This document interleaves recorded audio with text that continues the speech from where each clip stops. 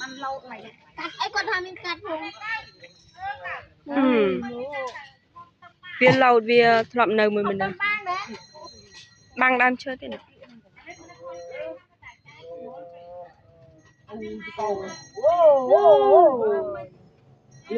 វាបង្ហាញឲ្យមើលណាមិនវាវាយណាវាបង្ហាញមើលមិនស្គាល់ម្ចាស់ទេនេះអានេះស្មោមនុស្សមិនញីវាទៅហូមក៏មិនញីដែរអូមិនបានណានោះគេមិនធ្វើទេអូយ៉ាងនេះវាប្តីមួយម្នាក់មួយក៏មានឲ្យខាប់3ហ្នឹងប៉ា6ទៅឃើញណាមួយមានខ្លាមួយឲ្យញីមួយស្មោមួយដាក់ពីរពី3កា3តើអូមានកូនណាបងខ្ញុំកូនហើយក៏មកស្ញាក់ហើយនៅជីអ្នកប៉ាទៅខ្ញុំមកជីខ្លោហ្នឹងខ្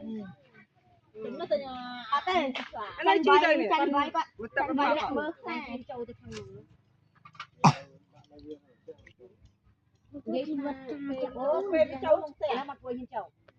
អានោះគួរមានកាកាពីទៅធ្វើឲ្យបានទៅចូលទៅអូទៀតនិយាយថាបើនៅក្នុងនោះបើតែយើងចង់ទៅយើងលេខទៅចូលហើយមានតែលើកវាលើករកអត់ចូលទៅចូលទៅបើខ្ញុំចូលហើយប្តីសាក់ពីបាយចាក់បាយសាទៅញ៉ាំហើយខ្ញុំមើលទៅស្រាប់យើងមក